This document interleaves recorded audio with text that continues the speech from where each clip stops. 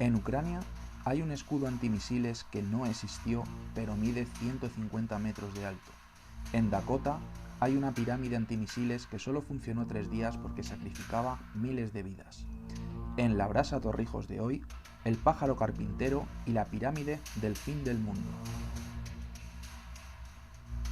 En algún momento del primer trimestre de 1976, las emisoras de onda corta de toda Europa comenzaron a recibir un extraño sonido. Una serie de golpes marcados, uno tras otro, en una cadencia acelerada. Tac, tac, tac, tac, tac, tac, tac, tac. El ruido se metía en todas las ondas y era capaz de interferir e interrumpir frecuencias legales y piratas.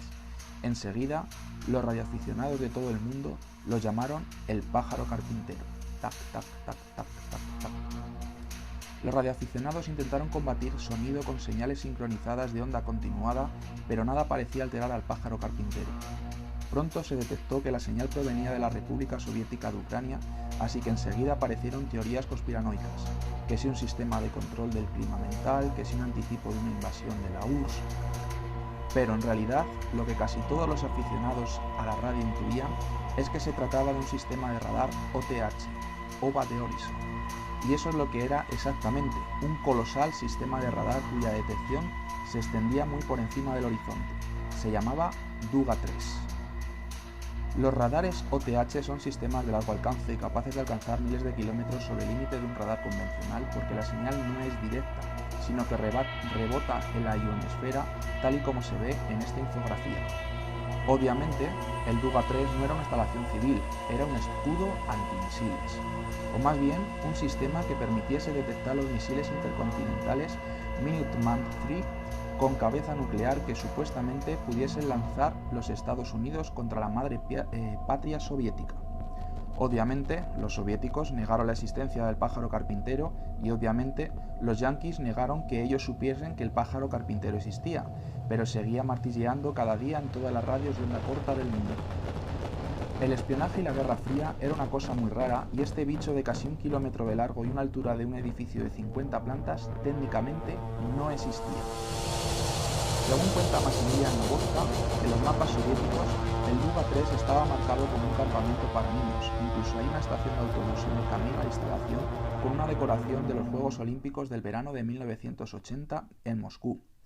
Lo cierto es que al pie de esta colosal muralla de antenas se construyó un pueblo entero para los militares y los técnicos del radar y sus familias. El pueblo tampoco existía, pero tenía sus bloques de pisos, pero también su escuela, sus comercios y su gimnasio. Construyeron un pueblo de la nada pese a que tenía a apenas 20 kilómetros una ciudad entera. Claro, que la ciudad entera era Pripyat. Sí, la ciudad de Chernóbil. Curiosamente, el Duga 3 estuvo operativo hasta 1989, 3 años después de la catástrofe de la central nuclear de Chernóbil. En la actualidad, es una ruina abandonada dentro de la zona de exclusión, aunque como la propia Pripyat, también es un reclamo turístico. Los yanquis siempre supieron que los soviéticos estaban desarrollando un escudo antimisiles porque, bueno, ellos también habían montado el suyo. Uno un poco menos sofisticado pero bastante más contundente, la pirámide de Dakota del Norte. La pirámide de Dakota del Norte, también llamada la pirámide de Nekoma, porque Nekoma era el pueblo más cercano, era un sistema de detección mediante radares de adquisición perimetral, PAR en inglés, los círculos de Caracada de la pirámide. Además de estos 4 PAR, en la cercana base Cavalier de la USAF hay otro PAR más grande y de aspecto también igualmente ominoso, parece sacado del planeta Hope. Sin embargo, ni la pirámide ni el PAR de la base Cavalier son lo verdaderamente importante porque los radares solo eran una parte del escudo antimisiles. Todo el conjunto pertenecía al llamado Stanley R. Mickenset Safeguard Complex e incluía 80 silos con 80 misiles con cabeza nuclear, 16 Lin 49 Spartan de largo alcance y 64 Sprint de corto alcance. Esto es lo que se ve en primer plano, son las tapas de los silos. Como se ve en la imagen satélite, los silos estaban muy cerca de la pirámide, directamente conectados al radar. La cosa es que, si los radares PAR detectaban algún misil intercontinental de largo alcance, inmediatamente lanzaban los Spartan de 5 megatones.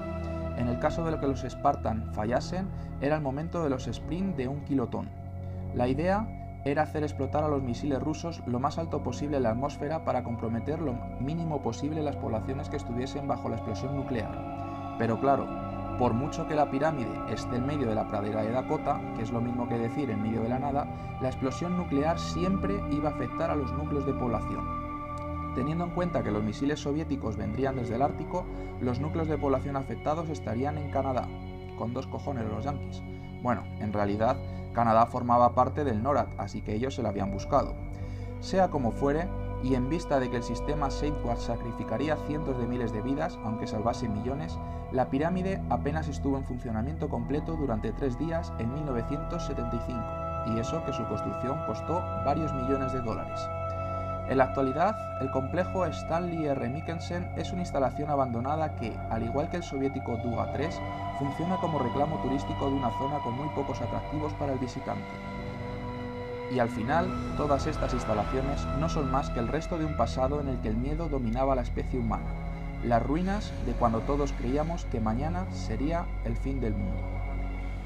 Y con estas 4 fotos que resumen muy bien el episodio de hoy, vamos a despedirnos del pájaro carpintero, de la pirámide de Dakota del Norte, de la Guerra Fría y de la brasa Torrijos de esta semana. Si os ha gustado, haced RT, FAT, Follows o comprarle un gorro ruso a Pedro Torrijos.